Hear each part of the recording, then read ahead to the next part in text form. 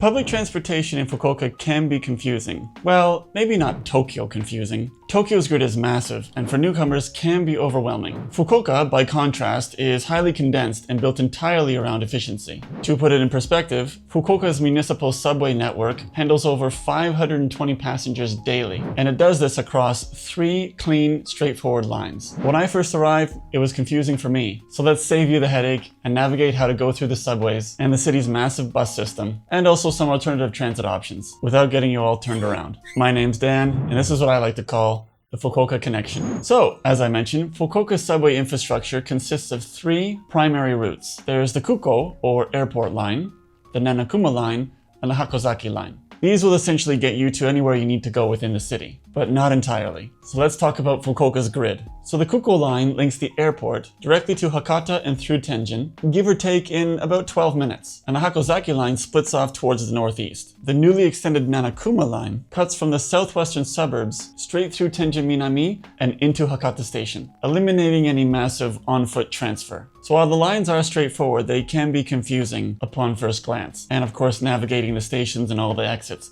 But let's get into that. The transportation system in Fukuoka might not be as complicated as Tokyo or Osaka, but maybe it's not as simple as where you might be from. So let's take a look. There are 3 lines for subways in Fukuoka.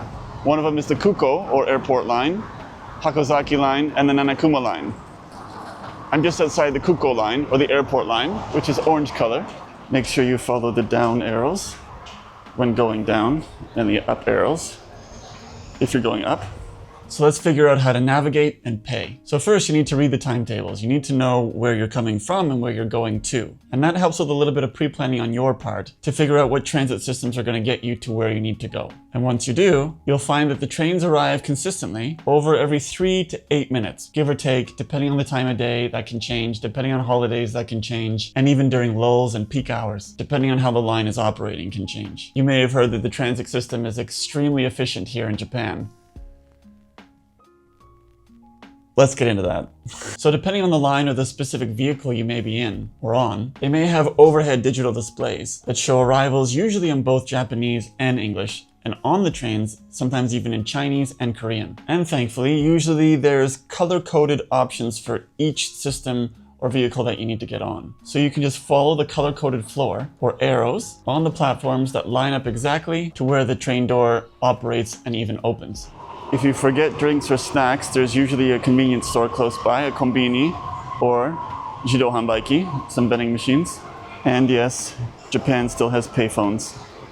So entrances and exits. This was probably the most confusing for me when I arrived, because in any given station there could be multiple exits, and even close to each other, even far apart from each other, that you need to navigate through the entire system to find. Every station should have numbered exits, and this is also where Google Maps can come in handy as well, because on Google Maps it will actually state where all of those exits are and the one that you need to get to your destination. It's just finding those exits in the real world can be a little confusing. So usually it will say, let's for example, exit or entrance gate 1, 2, 5, or even 27, depending on how large the station is. And it will typically also say east or west to denote which way that exit is. Check the yellow wall directories near the ticket gates before exiting to see which number places you closest to your specific destination. And of course, there's always transit staff on standby ready to help you with any questions you have. Sometimes they may speak the language that you need. Just feel free to ask them and they will map out where you need to get to. Of course, before then, you'll need to pay to actually ride the system. It's not so much an honor system here in Fukuoka.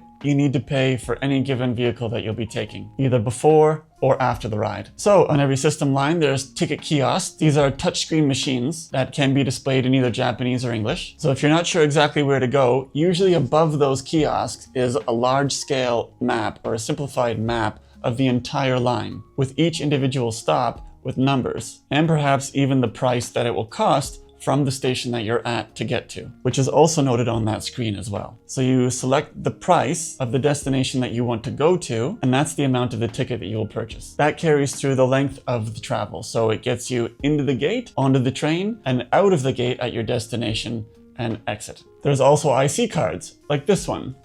This is a Nimoka. It's a card that you actually pre-purchase and then load money onto so that you can just tap for every ride that you're going to take. I will use my Nimoka card, which we can just tap and then head down the stairs to the subway. So that saves you the hassle of not having to buy a physical ticket each time, which I did when I first got here. And Nimoka's not the only one. There's Suica, Passmo, or local variants like Nimoka, which I use for Nishitetsu, Sugoka for JR Kyushu, and Hayakaken for the subway. And just a reminder that JR and subway are different. They're two different things. You simply tap the card before the turnstile, the gate should open, and it also lists how much money you have on that card remaining. Now you'll see platform 1 and 2 to make sure that you're heading in the right direction. Obviously, this line will get you to the airport. That's the orange line that we're on. And we're at Tojinmachi right at the moment. But we're going to go to Hakata right here.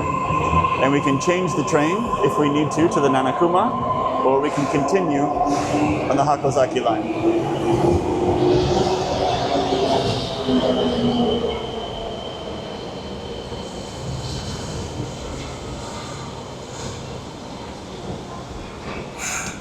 So we won't enter on these ones. These are technically reserved for priority seating.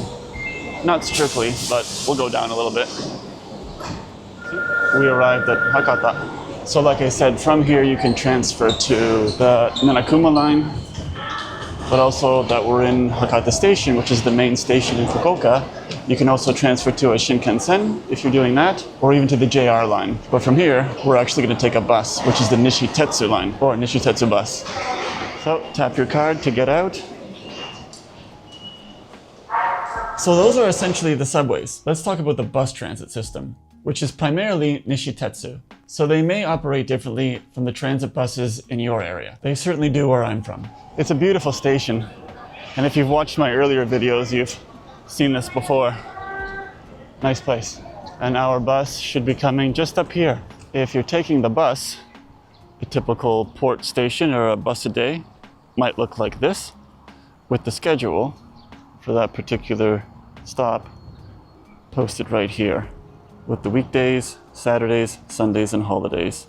And all the times and hours are broken down here, and the specific bus that you're looking for to get to your end destination or your transfer point. Or you can also use the Nishitetsu app, which I definitely recommend to pinpoint your timeline. So the boarding rule: always board the bus from the rear door, not the front. The front is for exiting only. And I will say, if you're concerned about accessibility, a lot of the stations do have elevators or ramps so that everyone has an opportunity to take the same public transit that everyone else does. So as for the fare, if you're not using an IC card, you can pay cash. And to do that is by first taking a ticket when you board the rear door. You pull a small numbered paper slip from an automatic dispensing machine inside the rear door when you board the bus. So the number on the reverse corresponds to the electric fare chart displayed at the front of the bus, just over the driver. As the bus moves along, if you don't understand all the announcements that are constantly going from either the automated voice or the bus driver themselves, you can pay attention to the marquee at the front of the bus, which corresponds with the number on your ticket and the amount that you have to pay at your destination. If you're using your IC card, you can just tap the portal and it will automatically process your ticket. And when you arrive at your destination, you just tap at the front next to the driver and it will take the money automatically. So when you know your stop is next or you hear your stop being announced, press one of the stop buttons that's conveniently located throughout the bus, either on the walls or handrails. If you're not already standing, please remain seated. There are signs and repeated automated messages to remain seated, as it can cause disruption if you happen to slip or fall, and it's just a courtesy to remain seated until the bus is stopped and the doors are open for you to exit. So when that happens, carry on to the front of the bus, drop your ticket where it says a little change area, and remember the corresponding number for the amount that you have to pay. You put that money into the box as well, and there you go. Otsukaresama desu. You can exit. If you don't have the exact fare, you can either use older 500 yen coins, because the new ones aren't accepted exactly, or put your paper money into the bill slot to have the change dispensed and then pay your fare from there. So while you need to pay the exact fare, you don't necessarily have to have the exact fare if you have enough money to make the exchange and then put in your exact fare. So, as I mentioned before, Google Maps is also your good friend here as well. Just put in your to and froms, whatever language you're using, and select transit, and it will give you the different options of how to get there, and the timings of each transit as well. Beyond that, do what I do and use the Nishitetsu bus app. It provides real-time GPS tracking of the specific bus that you need to catch, even showing how many minutes it already departed, is meant to arrive, or if it's delayed. So it's a free app. keep it updated, and use it as often as you can. So while the transit systems are of course super reliable here in Fukuoka, they may not get you exactly where you need to be or fast enough, depending. So like most major metropolitans, there are taxis, ride shares, and even micromobility. So when subways and buses don't align with your route, the city has a high density of alternative options. So taxis and apps. Standard taxis are abundant in this city, and there are multiple companies to help you, and multiple ways to flag them down, either just on any given street or at designated taxi stands, or with apps and pre-orders. So for example, for on-demand bookings, you can use the Go Taxi app, or Uber, which works seamlessly across the city, allowing you to pin your location and pay by a linked credit card. What's micromobility? Well, thankfully here in Fukuoka, there are city bikes or on-demand rent-a-bikes. And if you know, you know, Chari Chari. It's Fukuoka's native bike sharing network. So use the app to unlock the bicycles from the designated ports all around the city. It charges by the minute and are highly convenient for short, cross-town trips. You'll need a credit card to register as well. And there's two types of bicycles. There's the non-powered, which is a simple 3-speed bicycle for more economical pricing, or a premium pricing, which is a powered bicycle, which can get you where you need to go a little faster and with less effort. There's also Loop. Loop offers electric bicycles and e-scooters via an app, similar to Chari Chari. And I haven't personally used Loop yet, mostly because it's not as integrated as Chari Chari is. It is growing and getting itself out more around the city with different ports, but keep that in mind. You can only use these systems from designated ports and park in designated ports, and the apps will tell you that. I will say that none of this video is sponsored. I'm not getting any kickback for whatever you choose to ride, but in any case, ride safe. So what's my bicycle situation? When I first arrived here, people who watch my channel used to frequently ask me, why did I bring my bike from Canada to Japan? Why didn't I just buy a new one instead of all that hassle to pack it and ship it and pay and bring it over here and bring it from the airport and bring it to a bike shop and have it assembled and all of that? Well, the answer is quite simple. I bought that bicycle in Vancouver in 2011 and it's been with me ever since. So it's been all around the world with me. Not only that, I'm 203 centimeters, which is 6'8". And it's not exactly easy to just walk off the plane and find an XL or double XL bicycle that's going to be suitable for me to get to where I need to go. Plus, saving $1,000 or more and just having the bicycle I already have with me. While that whole transport may have been a hassle, it was much less hassle to have a bike as soon as I arrived and could assemble without having to research or import an XL bike frame. So it was simply the most logical and immediate solution. So I hope I was able to provide a little bit more information for you. As always, if I missed anything, feel free to let me know and ask me any questions. Navigating this city becomes second nature once you start to understand the basics and the layouts of the subways and bus systems and the network connection as a whole. I recommend getting an IC card, even download offline maps to your phone from Google Maps, and certainly the Nishitetsu app as well. And you'll see that Fukuoka really starts to open up. We've done quite a few things in this series so far. So in the next video, let's talk about how to actually use Japanese daily. In the meantime, safe travels. Thank you for watching this video. We'll see you in the next one. Arigatou gozaimasu.